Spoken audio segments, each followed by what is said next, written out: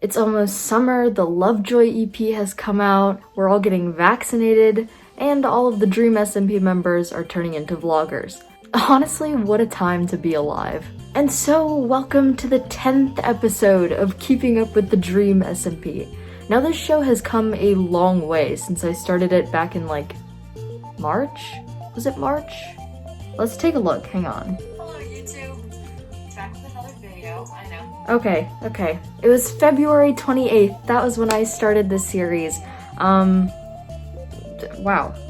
I sound so young and energetic and carefree. And now I just sound dead inside. Anyway, I hope you've all had a good week. Here is some super cool fan art I got. Thank you so much for that. And I also hit 10K recently, so check out the milestone video I did for that. Also, I was rewatching Make Happy, Bo Burnham's Netflix special from 2016, and he said something in it that really kind of stuck with me. He says, "If I stop entertaining you, throw me to the curb." Now, it sounds harsh, but he also talks about how valuable your attention is and how common it is for influencers, celebrities, whatever, to kind of infringe upon that and fake some kind of emotional connection to their fans for their benefit. Basically, this is a really contrived way of saying that if you enjoy my videos, you should subscribe. Now, if you don't enjoy them, or perhaps if you did at some point and you no longer do, then feel free to unsubscribe or don't subscribe at all. And the same goes for liking the video. Anyway, I'm your host, V, and let's get started. Now, Quackity dropped a little teaser for Las Nevadas. It seems kind of casino related. Maybe they're advertisements, maybe they're in the casinos themselves. Either way, it seems kind of sinister. Win big in hell. It's very Deal with the Devil, Cuphead kind of vibe. And then there's Poker Face. I have a f***ing scar on my eye. I thought that was really funny. May 3rd. Fundy's stream starts with him in his tower. TNT has been placed all throughout the tower and he frustratedly rants about his sleep difficulties. Now, he can't sleep without seeing strange visions, things about the egg, Wilbur, what I can only assume to be premonitions. By blowing up the tower, he hopes to free himself from this condition. But as he pulls the arrow to ignite the TNT, he gets a message from Phil telling him to come to the remnants of L'Manberg. With some difficulty, Phil breaks the news to Fundy. Wilbur has been revived.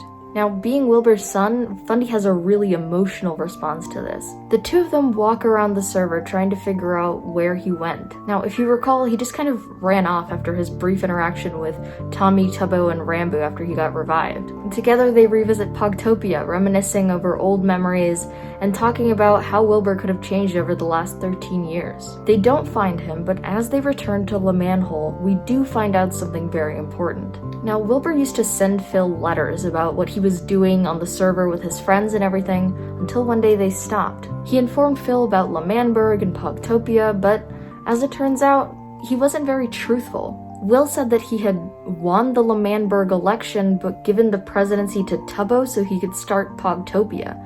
And Jay Schlatt is completely omitted from the narrative. In fact, Phil hardly even seems to know who Schlatt is or how important he was to how things played out. After a while, they part ways and Fundy goes back to his tower. He draws his bow once and the TNT is set off. And that is where the stream ends. As Phil returns to his house, he finds a letter from Rambo. As you can tell, it's pretty passive-aggressive. Is this what Rambo meant when he said he wanted to be a mediator? But honestly, it's a fair warning. Phil is usually pretty rational, but when it comes to his son, he's almost sympathetic despite everything he's done. May 5th, Tommy and Wilbur stream.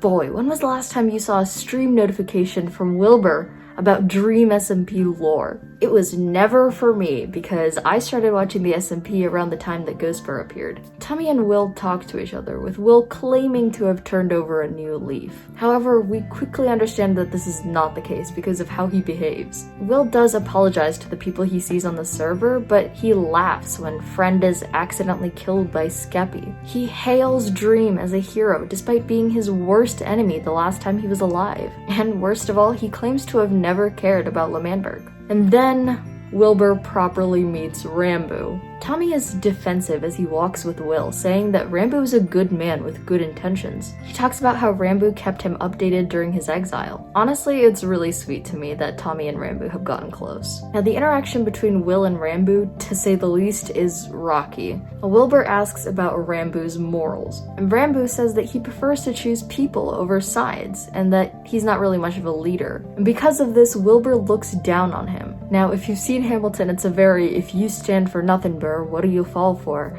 kind of moment. Sorry, I can't stop drawing Hamilton parallels to Wilbur. Now, something that stood out to me was that Will said that him and Rambo were like polar opposites. As they make their way up north, Phil greets his son. Despite the fact that he's happy to see Will, he hasn't forgotten about the letters. When he asks why he lied, Wilbur basically says that he just didn't want Phil to feel bad. It's really strange though, because Wilbur doesn't seem to care about other people anymore. Upon seeing Phil, he doesn't say anything like, "I missed you, Dad," or like, "How are you?" but instead talks about his accomplishments in the north and how he would have been a valuable asset to L'Manberg. Now, Phil seems a little oblivious to this, even giving him Tommy's old room in Techno's house and telling Tommy off when he insults him. Wilbur is manipulative. And unfortunately, he's very good at it. He manipulates Phil and even Tommy. Like, there's this whole part where Will asks Tommy to get him some stone or something, and Tommy says no, obviously. And then Wilbur taunts him, saying that he couldn't even get the stone if he tried. And so Tommy's pride immediately gets in the way of any rational thought, and he decides he wants to get the stone after all. He's also very much in denial about wanting approval from Wilbur. Despite acting like he really hates him, you can tell that he kind of misses being his right-hand man. May 6th, Jack's stream. Wilbur apologized to him, which he's kind of conflicted about. On one hand, you can't really just say sorry for doing something like what Will did. On the other hand, Jack doesn't receive a lot of apologies from people. To him, the fact that Wilbur even took the time to come and say sorry to his face means something. And if Wilbur really has changed, then he's willing to move forward on better terms. As he thinks about getting a drink with Wilbur sometime, he gets the idea to make a pub and starts to collect materials for it. Ayo, Jack Manny Pub coming soon? Sorry, that was... oh no. Now, you might have noticed this piece of artwork in this video today. Now, if you'd like to have any of your own art appear in these videos, feel free to post them on Twitter and tag me and use the hashtag #VVButArt. I also need art for like the big lore explanation videos I do, so help me out if you do the cool art things. And with that being said, that's the end of the episode. Remember to like the video, remember to remember to subscribe if you are interested, and have a nice day.